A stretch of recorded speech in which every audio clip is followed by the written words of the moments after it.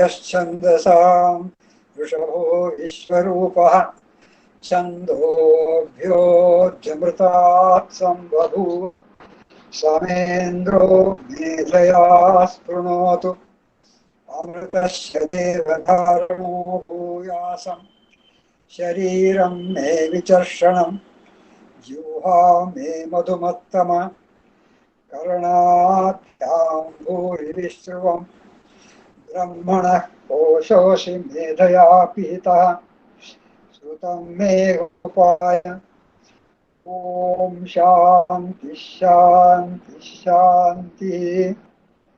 मंगलाचरण। यो ब्रह्माण्डमिदं करोति सुकरं सत्यं शिवं सुन्दरं यस्यानुग्रहमाप्तुमेव सुजना सर्वे यतन्ते सदा।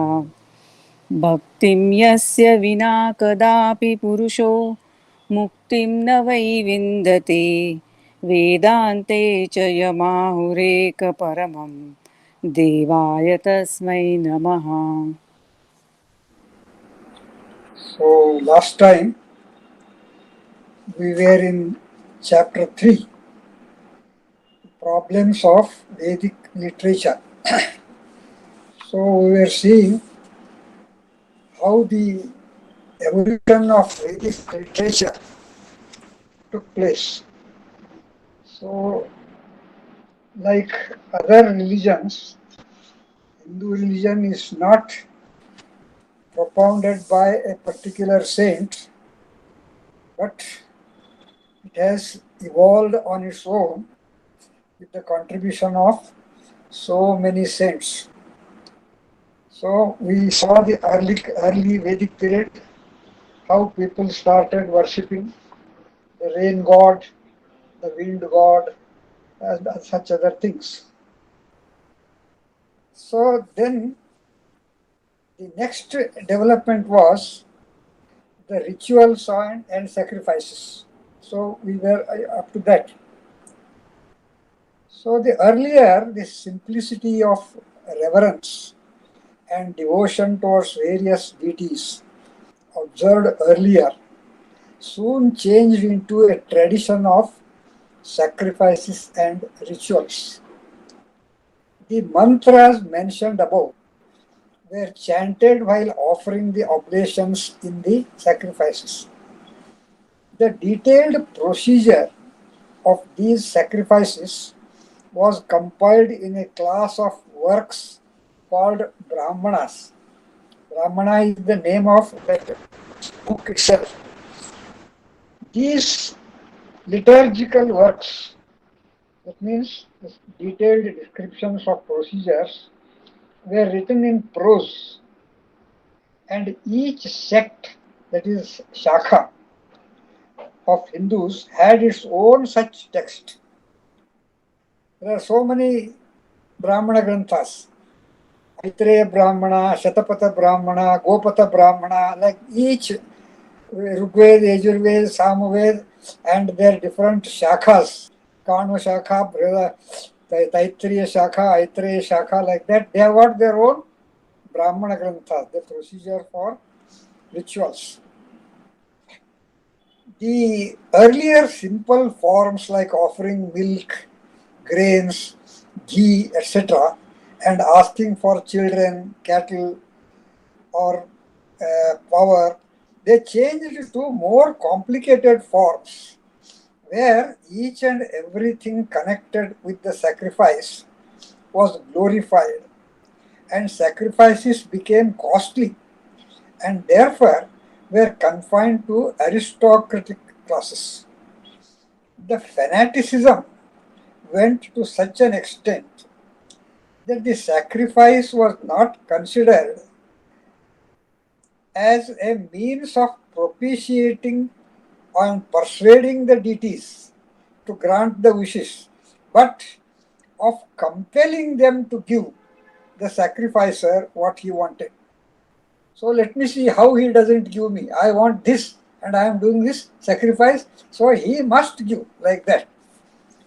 Not only the people But even the priests conducting such sacrifices themselves appear to have got fed up of these excessive and too elaborate sacrifices, as seen by such statements.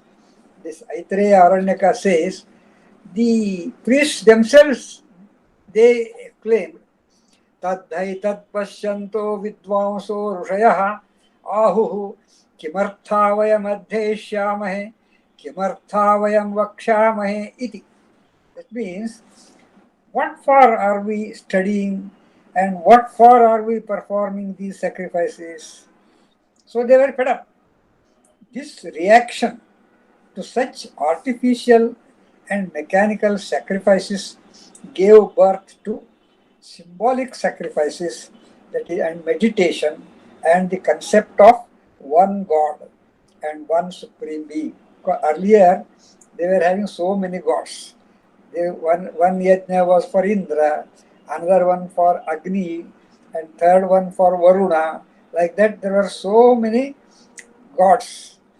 Now the concept of one God and all these sacrifices were symbolic. So the days of symbolic sacrifices and meditation. In this symbolic, so many words will come. You must know a general arrangement of a sacrifice. Sacrifice, as you know, there will be a big altar of some fire, home Agni Kunda, and on the four sides, Brahmins will be sitting. So there will be four Brahmins or four teams of Brahmins. Each Brahmin is assisted by some assistants. They have got their name. On one side is Hotru.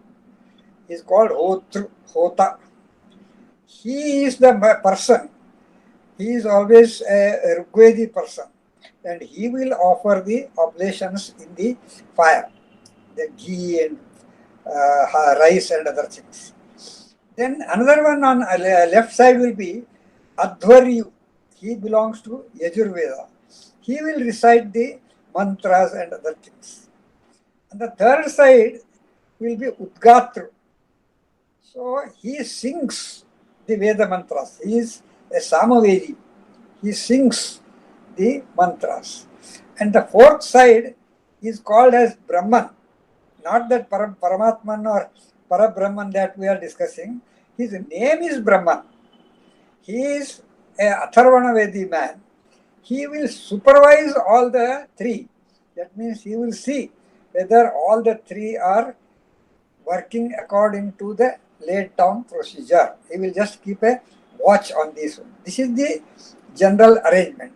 So that some words will come here. The widespread aversion towards sacrifices gave birth to the practice of symbolic sacrifices and meditation in secluded forests, as described in a class of works called Aranyakas. These books are called Aranyakas. And to the philosophic discussion as seen in the Upanishads. Upanishads, they discuss the philosophical aspect, and these symbolic sacrifices are done in Aranyakas. This Aitreya Brahmana, that is Aitreya Aranyaka, mentions a mental symbolic sacrifice as follows. There is no fire, there is no Hotru or Adhvairyu sitting there. You are alone sitting, but in your mind only you think like that. What do you think? The thought was the ladle. That means, ladle means a long spoon-like thing, wooden one, with which they pour the ghee. So that is the wooden ladle. So in this mental sacrifice, your own thought is the ladle, and your own intelligence is the ghee, and your speech is the altar. Altar means that fireplace. And your study is the grass. Grass means that darbha used. And insight, your own understanding, insight is the fire. And the knowledge, your knowledge only is the priest, that Hotru, Udgatru or Advaryu sitting there. In your case, your own knowledge is the priest who enkindles the fire. And your breath is the oblation, what you chant or what you say. And chant, that is chanting. And that is Advaryu, that is the officiating priest. And Vachaspati, there is one expert person there, his eloquence. The Hotru, what I said, the priest who chants the Rigveda mantras and offers the oblation in the fire. So who is Hotru here? Your own eloquence is the Hotru. And mind, Upavaktru. Upavaktru means the assistant to the Brahmins. So he is Upavaktru, the priest who joins the chorus in chanting the mantras. Thus, all these are symbolic. So, dissatisfied with such complex and economically unwieldy sacrifices to please one deity or the other, the Hindu of that period was no longer content to refer the observed natural phenomena to a multiplicity of overlapping deities, but he strove to discover one supreme being who controlled and ruled over all of them. The Aranyakas are in an allegoric, symbolic, and enigmatic language. Because sometimes you are wondering why, what are they telling here? And they prescribe contemplations and meditations on a variety of things and concepts. Religious activities consist of two parts. One is physical and another one is mental. When the activity is predominantly physical, as in the case of sacrifices, where you have to have a fire, you have to put some rice and ghee and purodasha and so many things you have to do physically. So that is the physical part, and it is called karma. When it is physical, it's called karma. And when it is mainly mental, it is known as upasana. The aim of all such upasanas told in Aranyakas is to realize the one supreme being behind the world. A mantra in Aitareya Aranyaka unmistakably suggests this direction. It says, him, the Bauricha's Lord in the great Ukta. Bauricha means Rigvedi Brahmins. The great Ukta. Ukta means is Brahati Sahasra. It is a collection of 1000 Rigveda mantras, all in 1 meter only. That is Brahati Chandas. And they are all in praise of the Supreme Being. So this done even today, this Brahati Sahasra Yajna we do. So the Rigvedis, Baurichas, Lord, they praise the Lord, the Paramatman, in the great Uksa, that is Brahati Sahasra. So then the Advaryus are the Yajurvedi Brahmins. They praise that Lord in Agni, means Agni Sukta. They praise the Chandogas, that means the Udgatrus or the Samavedi people, in Mahavrata Stotra. And the wise ones proclaim him to be present in this earth, in heaven, in the wind, in the sky, in the waters, in herbs, in trees, in the moon, and in the stars. In all these beings, they declare him to be existing as Brahman. That means the Brahman, the God, is all pervading. That is what they describe. Here, the original Aitareya Aranyaka says, Etam heva Bauvrucha mahattukte Vimausante Etam Agnau Advaryavaha etam mahavrute chandogaha, etam asyam, etam divi, etam vayu, etam akashe, etam apsu, etam oshadishu, etam vanaspatishu, etam chandramasi, etam nakshatreshu, etam sarveshu bhuteshu, etameva brahma ityachakshate. They very clearly said that the Lord is omnipresent, is all pervading. Thus, the attention appears to have shifted from the ritualism in sacrifices, etc., in the Brahmana text to the spiritualism in the Aranyaka text, from a multiplicity of deities to one supreme being called Brahman. But in all these efforts, the Brahman has remained as a speculated source of the universe outside the seeker. What they say in waters, in herbs, in trees, and sky, but it is all outside yourself. Then in the Upanishads, perhaps having come to know the limitations of these efforts of symbolic sacrifices, the seeker seems to have further shifted his attention from outside to inside. This is clearly borne out of a mantra in Kathopanishad. In Kathopanishad, they say, Paranchikhani vetrinat swayambhus tasmat parang pashyati nantaratman. Kaschid dhiraha pratyagatmanamaikshat avritta chakshur amritatvamichan. What it says, the sense organs, that is our eyes and ears and all other things, the sense organs by nature are focused outside, and therefore an ordinary man looks outside and not inside. A rare, resolute one, a daring one, desiring deliverance, moksha, turns his attention inside, avritta chakshu, turns his attention inside and tries to see the indwelling self, the Paramatman, living in your own heart. He tries to see that. With such introspection, there started a real philosophic discussion. Everyone is aware of his own sentient self, jiva. It is self-evident.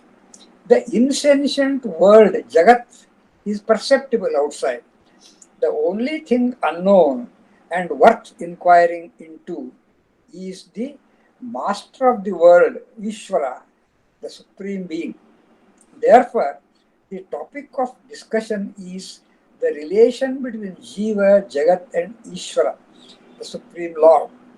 The topic is ontology. Such discussions gave birth to a new class of works called Upanishads. The Upanishads, whose origin is not traceable, contain the thoughts of not one person, but of a series of teachers. Ideas, new and old, have been mingled. At some places, original mantras are quoted. The Upanishads contain short and pithy statements. Sometimes one Rigveda mantra is quoted in 2-3 Upanishads also. The statements are in the nature of formulas, telling in a nutshell some philosophic truths. They are given by the teachers to their students in small groups of selected and deserving students, sometimes in an esoteric and enigmatic manner. That means in coded words, in some secret language. The explanations of these formulas might have been given to the students orally. One of the aims of such teaching could be to keep the message in them secret from the world outside. This was the tendency earlier, that knowledge they wanted to keep it secret for themselves and for their groups.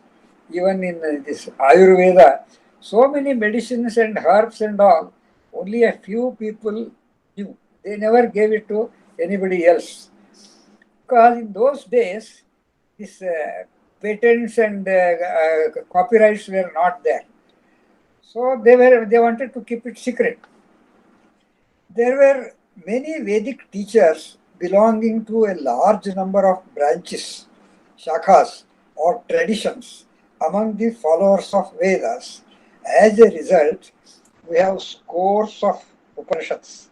So naturally, some heterogeneity exists among the different Upanishads, and even within one and the same Upanishad, they represent a philosophical spirit different from and sometimes even hostile to the rituals. Compared to the number of Upanishads that could possibly exist, the few ones, about 12 to 15, which have been commented upon by some later teachers, form just the tip of the iceberg. There are at least 200 to 300 Upanishads, but only some 12 to 15 only are commented upon. Our Justice Gajendra Vidakar has written one book, and there he has listed about 200 Upanishads. After retirement, he studied these Upanishads and all, and he has written a book. Exact date cannot be assigned to any Upanishad. The generally accepted period of Upanishads is about 1000 BCE to 300 BCE. The German scholar Deutschen takes the Brihadaranyaka, Chandogya, Aitareya, Kaushitaki, and parts of Kenopanishad, which are all in prose, as the oldest. That is his guesswork. So this is about Upanishads. We have seen now 4 parts of the Upanishads. One is that Rigveda mantras and Yajurveda mantras, which are in praise of some god or the other, like Indra, Varuna, Agni and all. That is mantras. Then we saw the Brahmana Granthas. They were giving the detailed procedure of the sacrifices and all. Then the Aranyakas, which gave the symbolic sacrifices, and the Upanishads, we talked about the Atman and Brahman and meditation and other things. So these 4 types. So these 4 types of literature, they combine to form Vedas. Veda always means all these 4 types of writings. So what are Vedas? This vast literature consisting of mantras, the Brahmanas, the Aranyakas, and the Upanishads belonging to any particular branch of tradition is collectively known as Veda. It represents the intellectual achievement of Hindus in those days in different fields for a long period of about 5,000 years. Earlier, there were only 3 branches of Vedas, namely Rigveda, Yajurveda, and Samaveda. Later on, a 4th one, the Atharvana Veda, was added. It contains many forms of imprecations. That means other things, other sacrifices were only to please the god and ask for something. But in this Atharvana Veda, you perform sacrifice to curse somebody so that he should be in trouble, or he should get defeated. Like that, such curses are also there in the Atharvana Veda only. And also a number of prayers for safety, for self-safety and damage to the enemies. Both types of sacrifices are there. So it also includes many hymns addressed to various deities to be used in religious rites. Each of these 4 major branches of Veda have their own subsects and traditions. The literature belonging to each of these traditions has been compiled in two volumes. Though they were composed in four different types of literature, but actual when they were written and made into the form of a book, they were made in or compiled in only two books. So each of these four major branches of Vedas have their own subsects and traditions. The literature belonging to each of these traditions has been compiled in two volumes. The mantras or the hymns compiled in one volume, known as Samhita. Mantra Samhita is one volume. And the second volume contains all the three. The Brahmana texts, Aranyakas and Upanishads are together compiled in another volume, which is collectively called as Brahmana only. Supposing the Brahmana Grantha belonging to Taittiriya Shakha, it contains Taittiriya Brahmana of Taittiriya Shakha and Taittiriya Upanishad and Taittiriya Aranyaka. All these are put in that Brahmana only. The extent of Aranyakas and Upanishads is small. The Aranyaka portion and the Upanishad portion, they are very small compared to the other procedure of sacrifices. So they are appended along with that one only. So alternately, it can be said that the Aranyakas and the Upanishads have been appended to the respective Brahmana texts. Deussen makes an interesting guess. He says he feels that the Brahmanas were intended for the householders, grasthas, because they were making sacrifices and other things in their house. So they were meant for householders.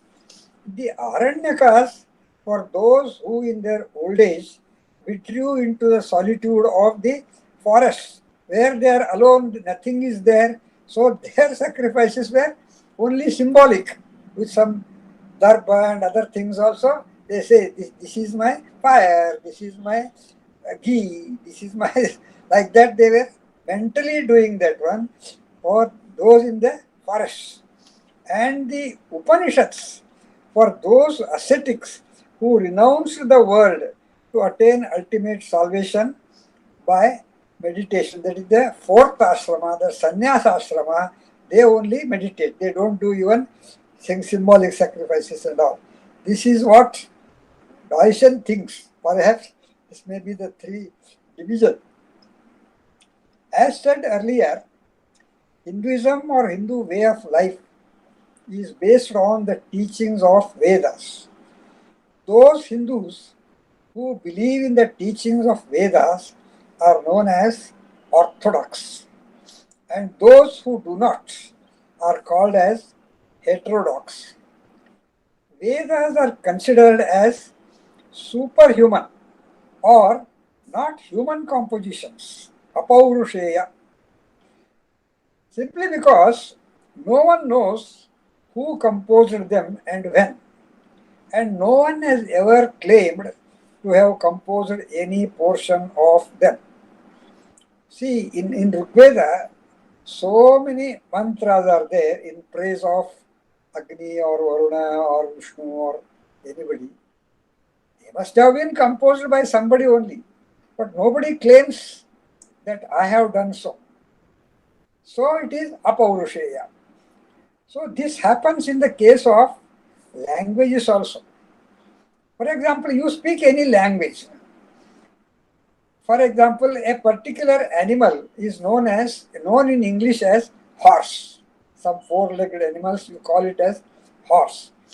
But no one can tell who christened it as horse, who gave it the name as horse, because my father called it horse, and my father called because his father called it as a horse. So by tradition it has come down like that. So the mantras have come by tradition. Nobody knows who started, who added, who changed. So they have come down like that. but no one can tell who has done that one. The word horse has come down floating from one generation to another since time immemorial. Similarly, the Vedic literature has come down by oral transmission from generation to generation from antiquity. The Orthodox Hindus hold that the Vedas have been directly revealed by the Supreme Being Brahman and heard by the ancient sages. Because in Veda, each mandala is attributed to a particular rishi, say Rishi Vamadeva and Rishi Vishwamitra. So, like that, it is there. But they say Vamadeva or Vishwamitra did not compose, they heard it from the Lord, something like that. So the Vedas have been directly revealed by the Supreme Being Brahman and heard by the ancient sages. Hence, the Vedas are also known as Shruti. That means what is heard. Therefore, the sages to whom the mantras have been ascribed, they are called as Drashtaraha. That means the seers. They have seen the mantras. They have not composed, but not as Kartaraha. They are not composers. Vedas are taken as intuitive, that is, expressions, intuitive expressions of ancient sages in their moments of meditative ecstasy, and further verified and confirmed through personal experience and logical conclusions. The Vedas form the collective knowledge of a number of reliable seers, and therefore the knowledge is held as free from human error. When so many hundreds of saints agree on particular point, it is free from human error. Just as you have seen in the Supreme Court board. See, when important cases are there, it will be a board of 5 judges or 7 judges and sometimes 11 judges. Why? Each one is an expert in law, but they want to avoid this human error. When more number of people are there, the human error is reduced. So, the knowledge, this Vedic knowledge is held free from human error. Hence, Hinduism accepts the Vedic statements as valid verbal testimony and as sacrosanct. That means it is always taken as correct. So this is about Vedas. Any questions in this part? What are Vedas? What are the 4 parts? Vedas, how they developed? Any questions? Now we'll see what is Vedanta. The term Vedanta needs to be understood clearly. Vedanta is a compound of 2 Sanskrit words, Veda and Anta. We have seen above in detail what Veda means. Veda means mantra, Brahmana, Aranyaka, Upanishad, and other things. So, Veda you know. The other word is Anta. The Anta has 2 meanings. One, the essence. One meaning of Anta is the essence, summary, sum total, sum and substance of something is called Anta. And another meaning is the end or the last portion. That is also Anta. The last portion of anything is called Anta. So Vedanta primarily means the essence of Vedas, the sum and substance of Vedas, Vedic teaching, or the essential teachings of Vedas. This is the main meaning, primary meaning. Since Hinduism or Hindu way of life follows Vedic teachings, Hinduism is synonymous with Vedanta. Hindu religion means Vedanta. However, as the Upanishads are appended to the Vedas at the end, while compiling the Brahmana Grantha, they first compiled the major portion is rituals of sacrifices, that is Brahmanas, and then the Aranyakas were appended, and the last Upanishads were appended. So the uh, Upanishads are appended to the Vedas at the end as the last portion of Vedas. Therefore, they are also called as Vedanta because they are at the end.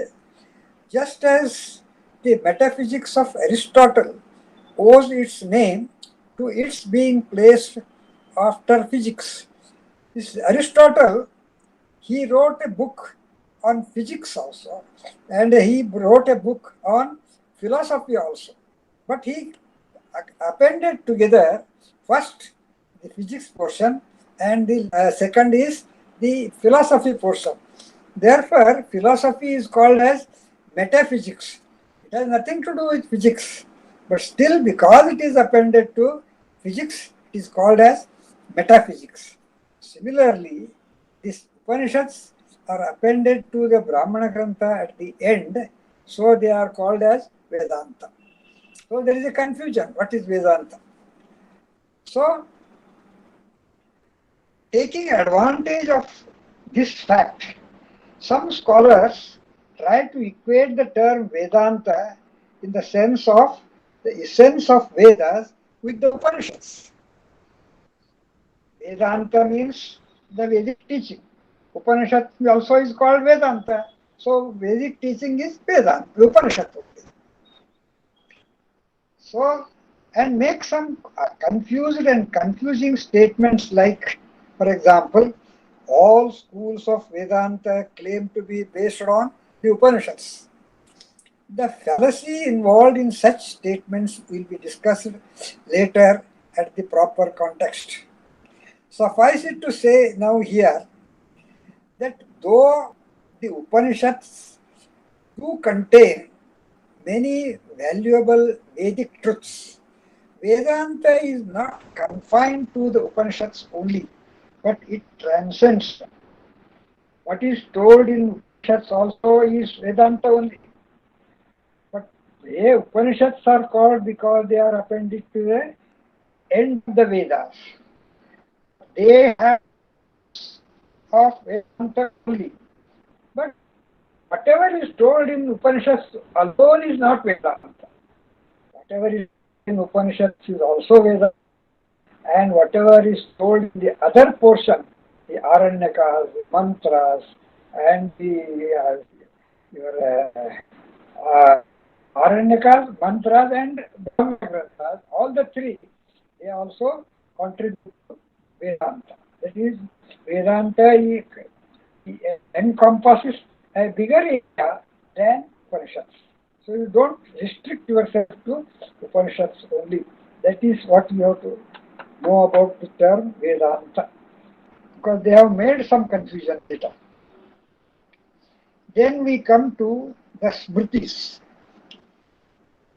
Shruti and Smriti, you must have heard. As against Vedas, which are designated as Shruti, that is what is heard, they are developed another class of scriptural texts composed by historically known sages.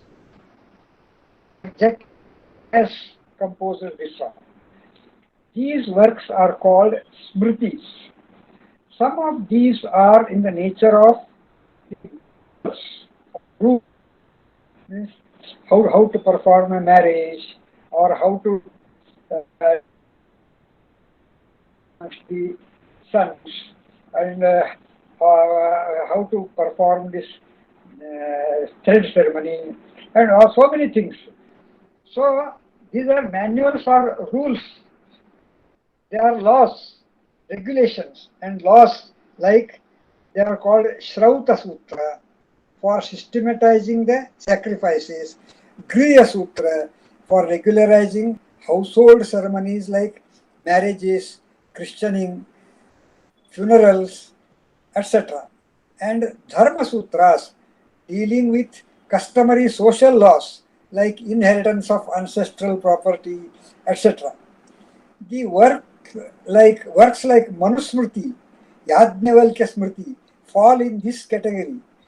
There are some others in the field of philosophy like Kapila's Sankhya Smriti, which are the works of sages, non sages, based on their own intuition, study, and experience. Some of these Smritis accept the authority of Vedas and others do not. Yet they get the sanctity of verbal testimony on account of the author's knowledge, reputation, and trustworthiness. Aptavakyam pramanam, according to that. But the Smritis, being the individual opinion of some sage, are subject to human errors and therefore they are not irrevocably sacrosanct like Shrutis.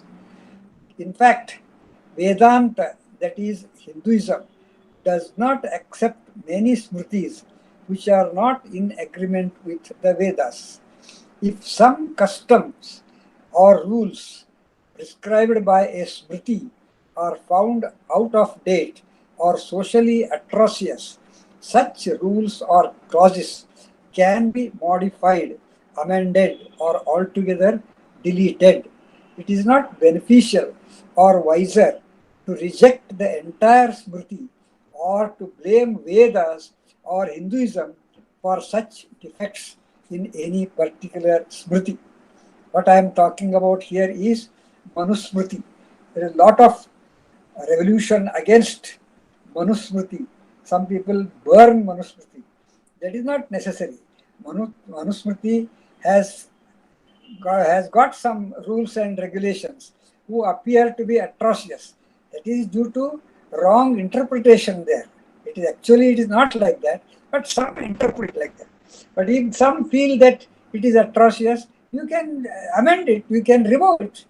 So you need not blame the entire Manusmriti, because Manusmriti has got some very good advices and very good rules like that. Even for day-to-day, this one, he says,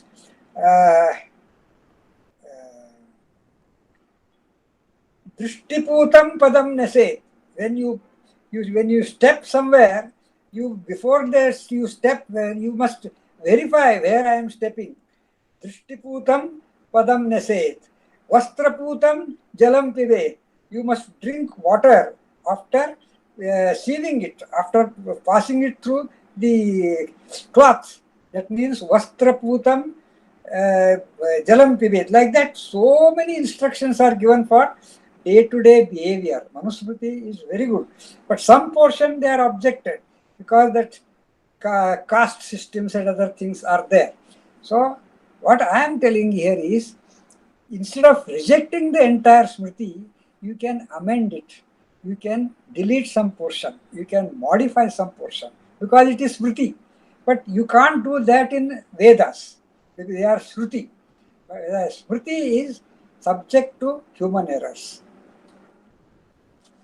Then the next class, the Puranas. Under the category of Smriti, there are some expatiatory works, detailed descriptions, which try to propagate the Vedic truths and values to the masses, general public. They are the Puranas and the two epics, Mahabharata and Ramayana. The two epics also go under the name Itihasa, since they refer to some events and characters in history.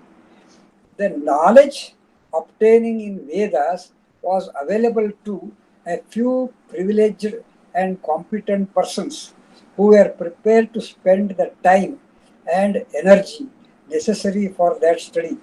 All were not allowed to study Vedas because that required a lot of time and sincerity. So they were restricted.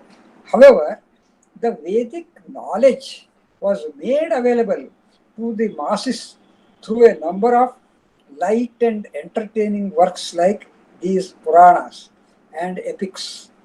The Puranas contain legends involving gods and goddesses, philosophy, ethics, social laws, and other didactic material. So they advise you something. They are said to be the Veda of the laity. That is, this is the common man's Vedas or the Puranas. They are as old as Vedas, and they too are handed down orally, just like the Vedas. Out of 18 Puranas in vogue, 17 have come down orally from antiquity, and the 18th one, the most popular, Bhagavata Purana, has been added by Vedavyasa himself. Various concepts and values appearing in Vedas have been incorporated in these Puranas in a language that can be understood by the common people. The total number of verses in these 18 Puranas adds up to 4 lakhs. 4 lakh verses are there. The Skanda Purana, the biggest one, having 81,100 verses, is the biggest one.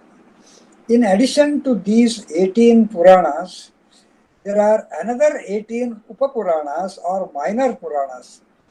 This shows the expanse of the Purana literature. Now, the epics, the two epics, Mahabharata and Ramayana. The purpose of the two epics is also the same as that of Puranas. That is, to bring the Vedic teachings and values within the reach of laymen. The epics, Mahabharata and Ramayana, are long classical poems, ingeniously woven, each around a historic legend, which could be available as a popular bardic ballad.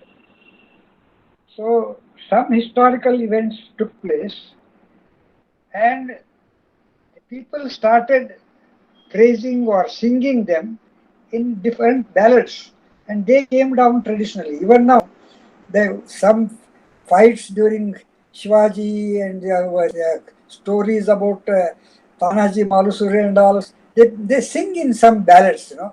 So the historical facts, they are given to the future generation through these ballads. So this Mahabharata and Ramayana, compiled in the age of Vedavyasa, they came down through ballads. So A.D. Pusalkar opines that the Bharata war was fought in 1400 BCE, and Vedavyasa was in 5th century BCE. That means about 900 years later. In such works, the germ of the story could be historic, but the remaining philosophic and didactic material and various legends therein would have been added in the works. In some of the historical novels also, the basic will be from some Peshwa period or Shivaji period and all, but other things are all added now only by the author. So, the Mahabharata, containing 1 lakh stanzas, this is not part of Puranas. The 18 Puranas themselves, they were adding up to 4 lakh verses. This Mahabharata itself is 1 lakh, is the biggest epic known to the world. It is 4 times as big as Homer's Iliad and Odyssey put together. It is like an encyclopedia of Indian thought and life. It depicts hundreds of characters showing innumerable human thoughts, feelings, and behavior. Because in Mahabharata there are good people, there are intelligent people, there are bad people, there are cruel people, all sorts of people are there. So they show human thoughts, feelings, and behavior in a variety of situations. Hence, it is claimed whatever is embodied in this epic Mahabharata may be found elsewhere. But what is not found here, it will be impossible to find elsewhere. That what he means is all the possible characters in the world have been put into Mahabharata. You will not find any other new character. So, the epic in the present form appears to include contributions of many authors. There is no unanimity about who contributed what. This 1 lakh verses, our people, they say that all these verses are composed by Vedavyasa himself, Badarayana Vyasa himself. But Western scholars like MacDonnell and others hold that Vaipayana Vyasa or Vedavyasa composed only 8,800 verses. That was called as Jaya. Original name was Jaya. And Vaishampayana revised it as Bharata, having 24,000 verses. Then Suta Muni, Suta, rendered the present form as Mahabharata with 1 lakh verses. Our traditional people, they don't agree with this. They say everything was written by Vedavyasa himself. On the other hand, Ramayana is smaller and simpler. It contains about 24,000 verses only. It is accepted that Ramayana was composed by Valmiki in 3rd century BC on the basis of ancient ballads. The germinal story of Ramayana appears also in Mahabharata, composed in 5th century BC. There could be some later interpolations. Ramayana has ideal characters and it teaches highest ideals of family life and public behavior. So these were the 2 epics. Then the age of speculative chaos, confusion. By the time of about 600 BCE, the Vedic and other ancillary literature had grown to an unwieldy volume. The scriptures included separate mantra samhitas, brahmanas, khilas, appendix, aranyakas, Upanishads of each of the numerous branches of the 4 Vedas, and then Puranas, Itihasas, Agamas, Tantras, and other explanatory works. The religious routines could have become boring. There were mutual conflicts of views and splits among the learned. The condition of the society in those days can be gauged from the criticism in contemporary writings. The Brahmajala Sutta, it's a scripture from Buddhism, Bauddha scripture, mentions 62 theories which prevailed at the time of Gautama Buddha. Lalita Vistara, this is another book in Buddhist literature. Lalita Vistara describes the state of India at the time of Buddha, at the time Buddha preached. In these words, this is the description. You just listen carefully. Stupid men who seek to purify their person by diverse modes of their austerity and penance and inculcate the same. Some of them cannot make out their mantras. That means they cannot recite their mantras correctly. Some lick their hands. That means achamana. Some lick their hands, and some are uncleanly. Some have no mantras. Some wander after different sources. Some adore cows, deer, horses, hogs, monkeys, or elephants. Seated at one place in silence, with their legs bent under them, some attempt greatness. Some attempt to accomplish their penance by inhaling smoke or fire. by gazing at the sun, by performing the 5 fires, Panchagni Vidya, resting on one foot or with an arm perpetually lifted or moving about on their knees. Some pride themselves on their saluting Chaturmukha Brahma, Indra, Rudra, Vishnu, Devi, Kumara. They were all fanatic. Thus, for a common man, the condition was quite confusing. Anarchy in thought was leading to anarchy in morals. The atmosphere was conducive to the advent of heterodox doctrines. That was the time when materialism, Jainism, and Buddhism arose and caught the imagination of the people. The need of the hour was to provide the people with a comprehensive system based on the vast Vedic literature without adding further volumes to it. There were some attempts in this direction and some systems emerged, namely Kapila's Sankhya is associate and its associate doctrine Yoga, which was later codified by Patanjali, and Gautama's Nyaya and Kanada's Vaisheshika. They all tried to give some system for the common people based on Vedas. Perhaps in order to avoid adding to the existing volume of scriptures, all these authors composed their writings in the form of sutras, aphorisms, formulas.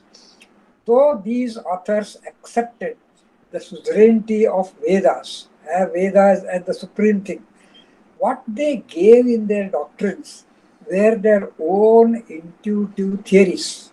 They said ours is based on Vedas, but what they gave in their doctrines were their own intuitive theories. All these theories were dry armchair discussions, and they had nothing in them to touch the heart of a common man, struggling to make both the ends meet.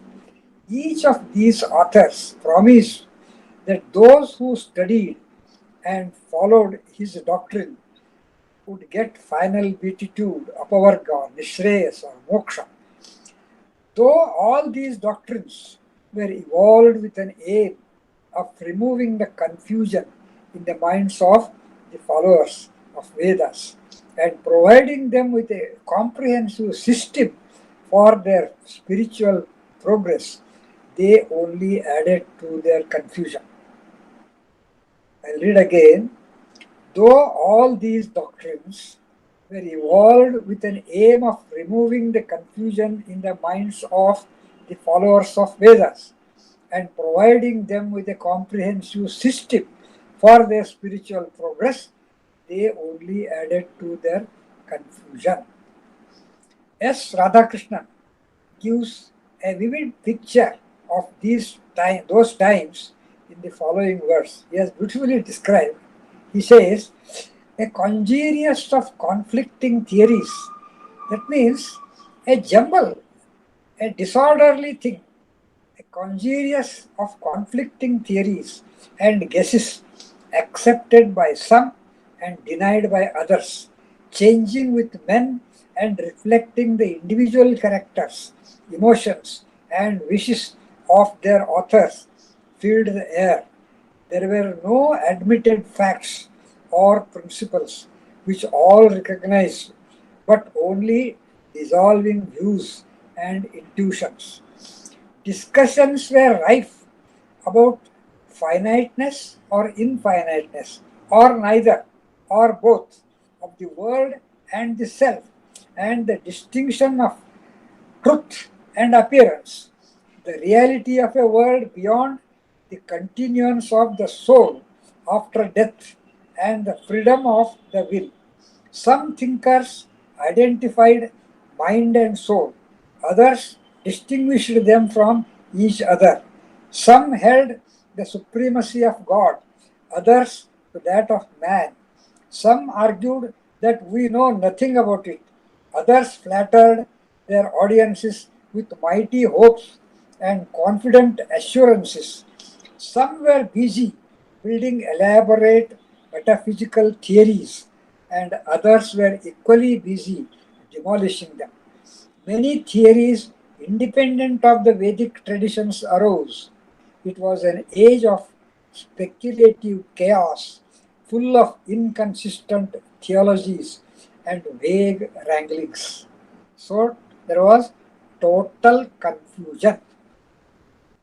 So this finishes chapter 3. Any questions on this? How the Vedic literature evolved, grew to a huge proportion, and how it created confusion in the common people, in the minds of common people. So next, I think one more Sunday will be required. So we will see how Vedavyasa tried to set it right. That will be the next portion. Okay? Any questions? Yeah, so when it comes to Puranas, there are things like Sthala Purana. There are recently I came to know there is one Sthala Purana called Nimitta Purana in Kashmir that talks about some of post Mahabharata era stories. Could be, could be. Yeah. It's quite likely because people write so many things. Huh? Yeah. Totally. Yeah. I think I like your way of saying that Vedas are like passed by the Supreme Court and rest are Yeah, yeah. by authors or local court. Yeah. Right. Correct, correct. So they can be appended or they can be modified, they can be changed. Yeah. And I think So, that aspect is not really known to many people. And if you want to pick something and go against, they usually pick a Purana, not even the Vedanta or Vedas, right? Or so if somebody is arguing on some story in Purana, you should not discuss further. Say Purana is Purana. You can, if you don't want to believe, you don't believe, because they are Smritis. They are compiled, they are composed by somebody else. They are not Vedas. They are trying to explain things in Vedas. That's all. so even the Shiva Purana is part of Puranas only. Is it? Not of the yes, Shiva Purana is there, and out of 18 Puranas, Shiva Purana, Skanda Purana, all these are there. Skanda is the son of Shiva only. Biggest Purana, Skanda Purana, is of Kartikeya only. Muruga, Kartikeya. Because the story of Ganesha having elephant face is there in Purana only, right? Yes, so yes, it's not in the Vedas. So no, not in the Purana. Okay. Yeah. Great. Thank you. Okay. Good night. Thank you.